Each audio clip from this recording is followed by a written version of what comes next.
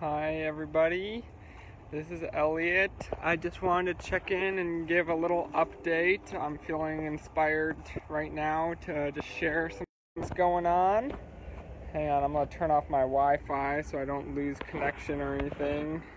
Just one moment. Okay, I should be good now. Anyway, I just wanted to share an update. Me and Summer have been dreaming a lot about a little homestead, and we actually got pre-approved for a mortgage the other day.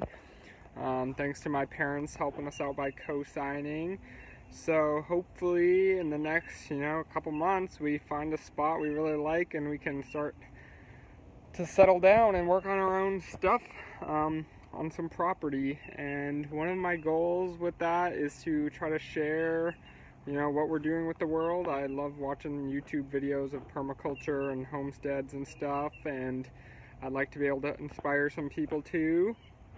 So that inspired me to get out here right now and shoot this little video. So I want to show you guys just something I've been working on and give you a tour of the stuff that we've done at this place that we're currently at. Most of it was our landlord's doing. You can see this is what it looks like.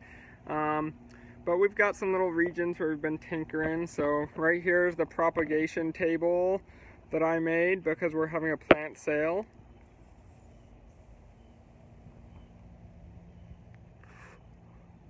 Orlando Permaculture Plant Sale fundraiser next weekend. So I just did a lot of cuttings from around the property to start them here, and a lot of them are doing really well. All these things are chaya, which is Mexican tree spinach.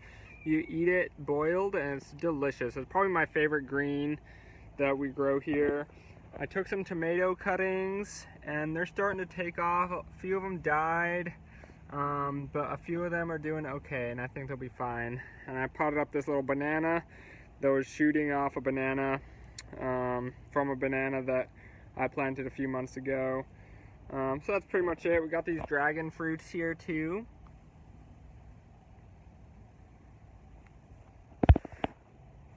And I wanted to take you out to the front and show you the little plot that me and Summer have been working on, and show you all what we planted there. And anyway, let's see what we got going on. So this is Summer's herb spiral that she built. Oh, it was around her birthday, so that was in May. We're in late August right now, obviously. So she planted all kinds of herbs in here. We got the mint, echinacea. This is a tiny curry that we put in, and it's kind of growing, but I don't really know if it's doing well. We got a lot of shade right here. That's an avocado tree, and this oak tree, and a palm tree, all shading this little area. But she harvests out here every day. This is a tulsi plant. That's epazote, which is gonna spread. Some rosemary, not doing so good, and a couple grapefruits that Summer started from seed. Over here, there's a big shiso bush, and that's if you ever get those Japanese pickles at a sushi restaurant, the plum pickles, that flavor is shiso. So they get to these pretty big bushes, and they've kind of spread everywhere. This is a galangal that we planted. And then up here, these two big ones, those are cassava. So that's a very common staple crop here because it's very, high in calories. It forms a big root that is pretty much pure starch. You might hear of it as tapioca, cassava, yucca. Hey, Marguerite. Yeah, there's lots of plants. I was just giving a little tour of what we have going on, sharing the exciting news that we are shopping seriously for homestead houses right now.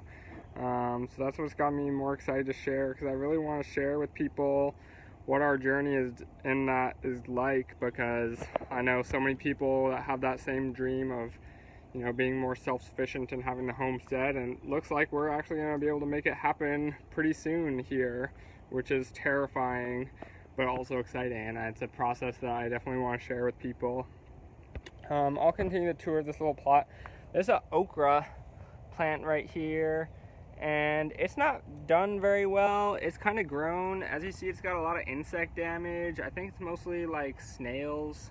I pick snails off here pretty regularly. Here's papaya seedling. Here is a cactus that I planted, just a cutting of. You know, the original was down here, and all this is new growth the last, I don't know, 3 or 4 months probably. So it's doing pretty good.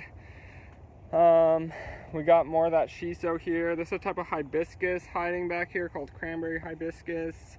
You eat the greens. This is some more of that chaya down here that I showed you up front. And of course this giant papaya tree. This is like 4 feet tall that came up from seed, and it grows so fast. Like, this is only the last couple months that papaya tree has grown from a seed, which is crazy. Same with these cassavas. These are like a few months old, and they're well over my head, probably like 10 feet tall or so. They'd be taller if they didn't keep getting knocked over by the wind and stuff. There's another one over here. So that was a quick update on stuff that we've put in and planted. There's some other stuff like creeping around here, sweet potatoes, which I was trellising the other day because apparently, I'll show you what the big sweet potato patch looks like. This is sweet potatoes all through here, all this vine right here.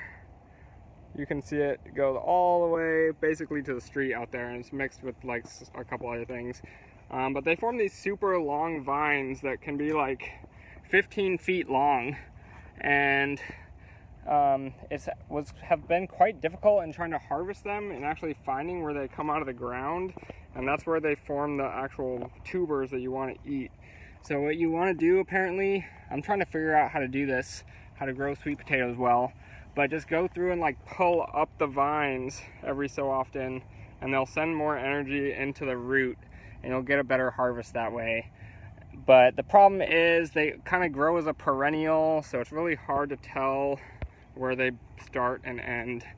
And so I haven't had a lot of success harvesting these sweet potatoes, although I have tried a few times. And I've gotten some, but I think it needs to be done in like a more organized fashion of like putting the slips in the ground and kind of treating it as an annual if you want to grow it as a crop. Otherwise, treating it as a perennial, it's just a great ground cover, and it's one of the few like vegetable plants that will thrive during the hot summer months. Whereas like right now, this is like the slowest time of year for gardening in Florida, just because so many things can't take the heat, although it's actually been really not hot the last few days. It's been a lot hotter like back home. It's only like in the 70s right now and kind of cloudy. And we'll have a couple of hurricanes pass by in the next few days. It's hard to say where exactly they're going to end up right now, but I don't know if that has to do with why it's been cooler.